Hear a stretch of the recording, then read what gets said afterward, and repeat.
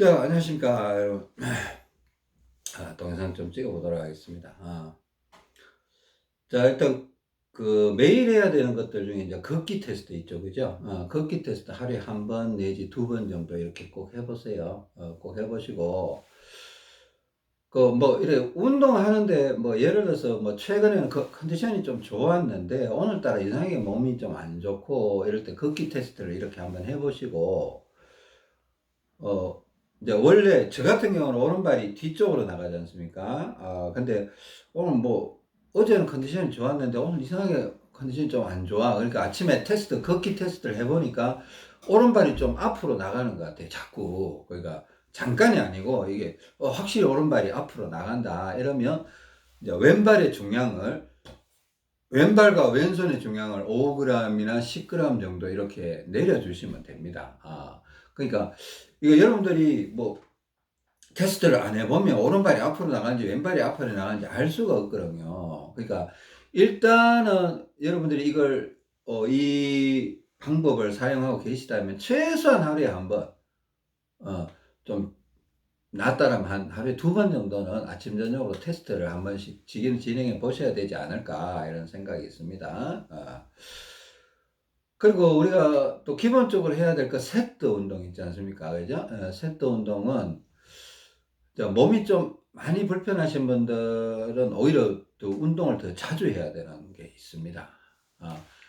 한 시간에 한 세트 혹은 두 시간에 한 세트, 또 몸이 좀 많이 안 망가졌으면 한 3시간에 한 세트 이 정도 해도 괜찮을 수도 있어요. 근데 여러분들 실험을 해보셔야 됩니다. 그러니까 1시간에 한 번 하는 게 제일 좋은 건지 2시간에 한 번 하는 것이 제일 좋은 건지, 만약에 1시간에 한 번씩 하니까 제일 몸이 편하다, 그럼 1시간에 한 번 하는 게 옳은 겁니다. 그죠? 예.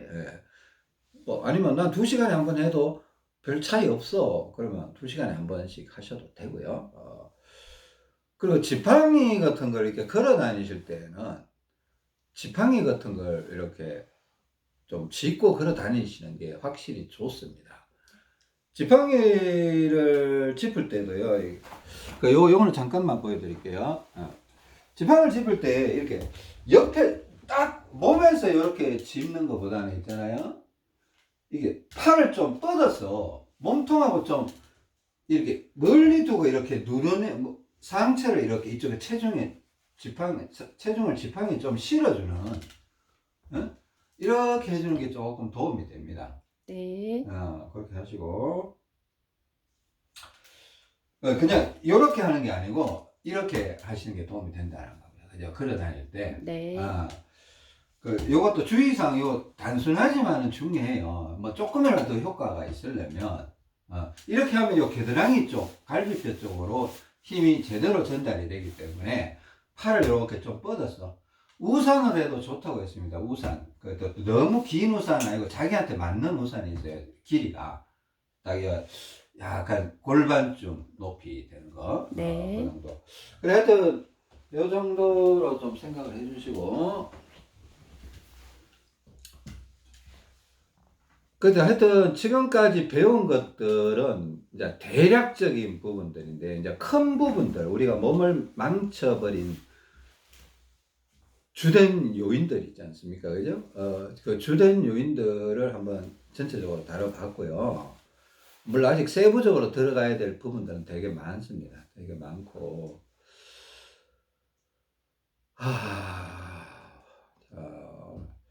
일단은 어제 말씀드렸던 건데, 주무실 때 베개를 빼고 주무시라.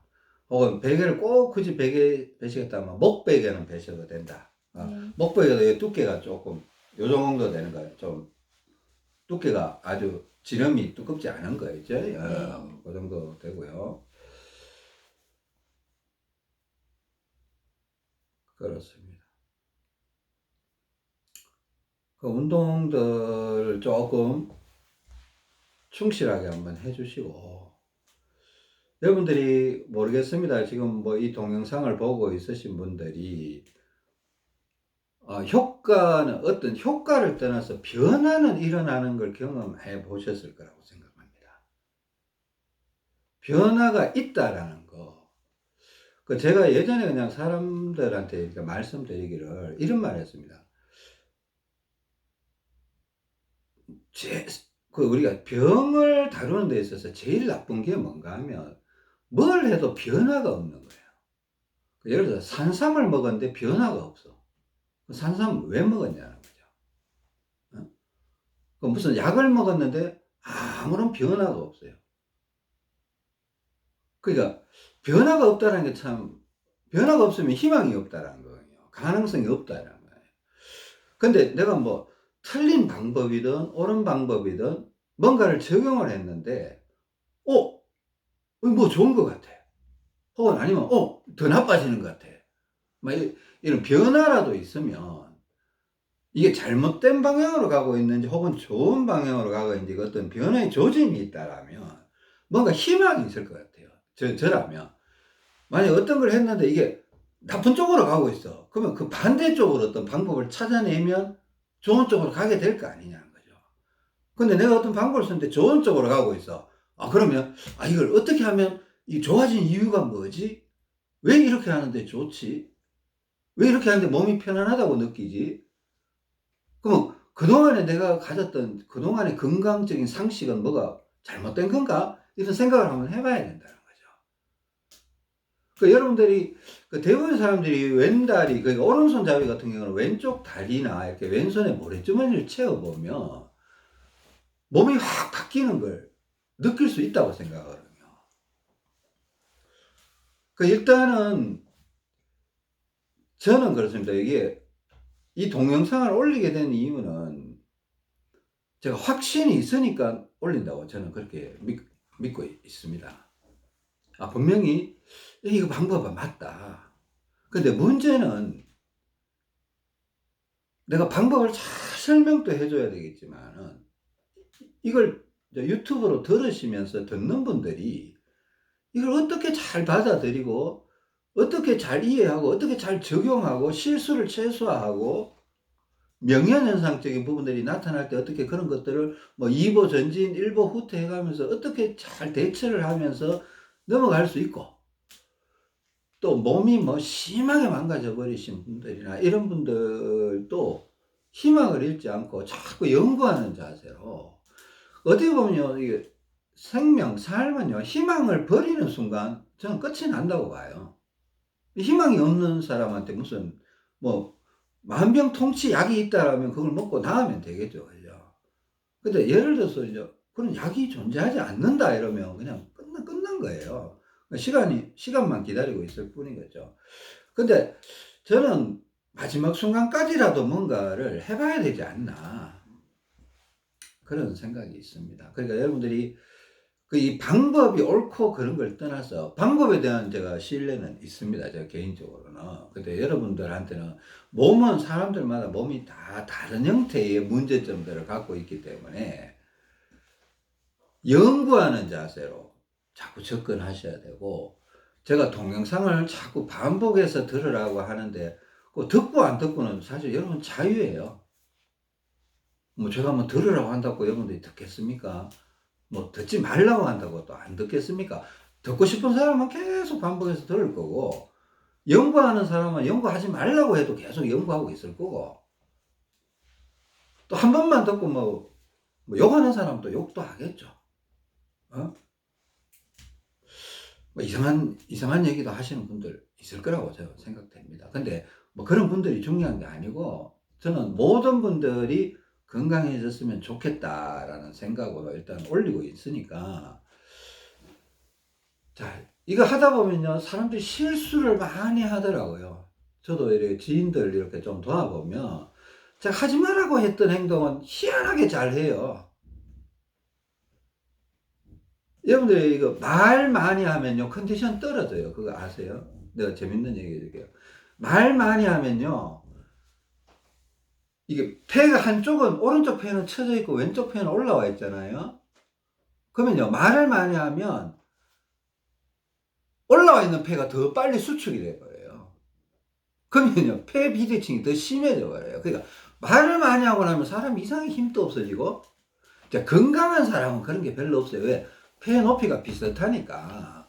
동일하게 움직이니까 별로 없어요. 근데 건강이 안 좋은 사람은 막 사람들 오면 되게 반갑죠. 그래서 막 떠들곤 하죠. 그 사람 가고 나면 막 덜 누워요. 몸이 안 좋아져서. 나 그런 거 되게 많이 봤거든요. 근데 내가 아무리 얘기해도 내 말을 사람들이 안 들어요. 너무 신기하더라고요. 저도 여기 동영상 하나 찍고 나면 컨디션이 좀 떨어지는 걸 느껴요. 그래서 지금 왼손에 지팡이를 이렇게 잡고 동영상을 찍고 있어요. 왜 그런가 하면 오른쪽 폐가 제가 좀 처져 있다는 걸 알기 때문에 그걸 좀 예방하려고 이렇게. 저도 내 나름대로 생존 전략을 쓰고 있는 겁니다. 여러분, 제가 있는 그대로 여러분한테 보여드린 건데, 말 많이 하지 마세요, 여러분. 특히 여성분들 부탁드려요. 전화기 붙들고 막 30분, 1시간 붙들고 있으면요, 할 때는 뭔가 살아있는 것 같죠?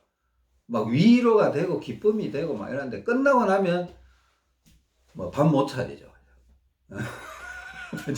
뭐 그런 경우가 비일비재한 것 같아요. 예.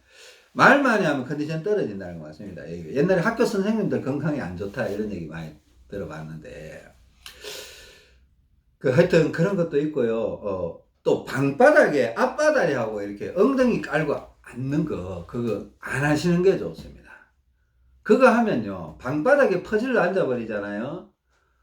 그러면 윗배에 있던 윗 창자가 아랫배로 다 내려와 버려요. 그 위하수 현상. 그 아랫배, 골반 창자, 그러니까 아랫배로 모든 창자가 가스나 피가 다 아랫배로 쏠려요. 그러니까 우리가 이 방바닥에 앉는 거 되게 나빠요. 의자에 앉아 계세요. 의자에. 저는 그래요. 서 있든가 의자에 앉든가. 자, 잘 들어보세요. 눕든가 세 개 중에 하나를 알아요. 제일 어중간한 게 방바닥에 팍 퍼질러 앉아 있는 거예요. 차라리 방바닥에 앉고 싶으면 누우시라는 거예요. 방바닥에서 무슨 일을 해야 됐다면 방바닥에 하지 말고 테이블 위에 그 일거리를 올려놓고 의자에 앉아서 이렇게 하시라는 겁니다. 근데 한국 사람들 자취하시는 분들 보면 방바닥에 앉아서 조그마한 밥상 놔놓고 거기서 밥 먹고 거기서 공부하고 이런 경우 많이 봐요. 그거 안 좋거든요. 그 건강 망가지거든요. 그 오래 앉아있으면 소화도 안 되고 안 좋은 거 많이 느껴요. 하지 마세요.